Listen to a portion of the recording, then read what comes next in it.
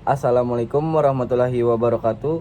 Perkenalkan, nama saya Gilang Ramadan dengan NPM 2510010379. Di video ini saya akan menjelaskan tentang motherboard, komponen-komponen motherboard beserta fungsinya. Sebelum saya menjelaskan komponen-komponen di sini, saya akan menjelaskan motherboard terlebih dahulu.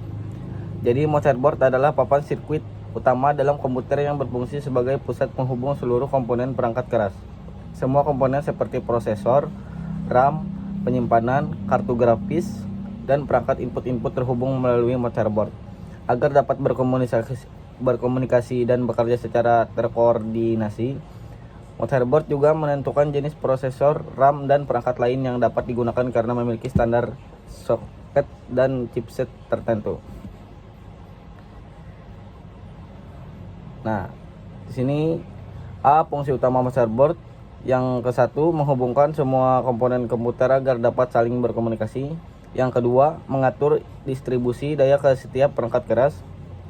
Yang ketiga, menentukan kompatibilitas perangkat seperti jenis CPU, RAM, dan kartu ekspansi.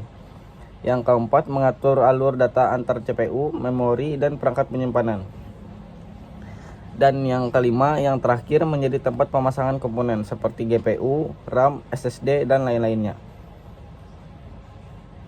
Yang baik saya lanjutkan untuk menjelaskan komponen-komponen motherboard dan fungsinya. 1. Soket CPU,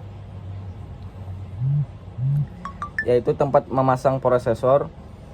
Fungsinya untuk menyediakan koneksi fisik dan jalur data antara CPU dengan motherboard.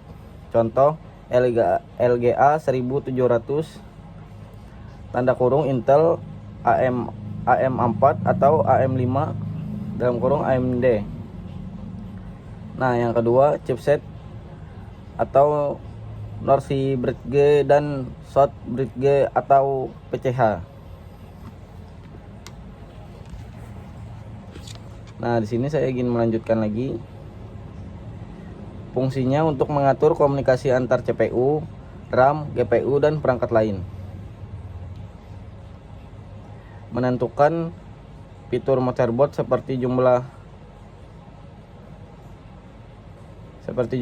port USB, SATA, PCIe, dan lain-lain. Catatan modern chipset sekarang umumnya berbentuk PCH atau yang dimaksud platform controller hub pada Intel, karena North Bridge sudah digabung ke CPU. Yang ketiga, slot RAM. DIMM slot fungsinya untuk tempat memasang memori utama, yaitu RAM. Jenis-jenisnya DDR3, DDR4, DDR5, tergantung motherboardnya. Catatannya, semakin banyak slot, semakin besar kapasitas RAM yang bisa dipakai. Yang keempat, slot PCI Express atau PCIe. Fungsinya untuk tempat memasang kartu ekspansi seperti kartu grafis, WP card, sound card, capture card. Versinya PCIe kali 1, kali 4, kali 8, kali 16. Semakin besar angka, semakin cepat. Yang kelima, slot M2. Fungsinya untuk tempat memasang SSD M2, NVMe atau SATA.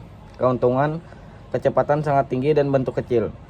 Port SATA. Yang keenam, port SATA fungsinya untuk menghubungkan penyimpanan seperti HDD, SSD, data, DVD drive. Ciri bentuk port horizontal, biasanya warna biru atau kuning. Yang ketujuh, power connector atau dalam kurung ATX 24 pin dan CPU 4 atau 8 pin. ATX 24 pin fungsinya untuk soket daya utama motherboard dari PSU, sedangkan ATX 8 pin atau 4 pin untuk CPU fungsinya untuk memasok daya khusus untuk prosesor. Nah, yang ke-8, VRM atau yang dimaksud voltage regulator module. Fungsinya untuk mengatur dan menstabilkan voltase ke CPU dan RAM. Terdiri dari MOSFET, induktor atau choke, capacitor. Semakin bagus VRM, maka performa CPU stabil. Kita lanjut yang ke-9, BIOS atau UEFI chip Fungsinya untuk menginisialisasi semua perangkat saat komputer menyala, menyimpan pengaturan sistem seperti boot order, overclocking, dan konfigurasi hardware. UEFI adalah versi modern BIOS. Yang ke-10, fungsinya untuk menyimpan waktu sistem dan pengaturan BIOS. Tanpa baterai ini, jam komputer akan reset setiap mati. Yang ke-11, heatsink motherboard. Fungsinya untuk mendinginkan chipset dan VRM agar tidak overheat. Yang ke-12, back panel ports atau dalam kurung I atau O panel. Biasanya berada di bagian belakang casing. Port-port yang tersedia terbagi menjadi 4, yaitu USB untuk keyboard, mouse, flash disk, dan lain-lain. Yang kedua, HDMI atau DisplayPort, output video dari iGPU. Yang ketiga, LAN atau RJ45, koneksi internet kabel. Yang keempat, yang terakhir, audio jack untuk speaker, headset, dan mic. Forward panel connector, fungsinya untuk menghubungkan tombol power, tombol reset, lampu indikator HDD, port USB depan casing.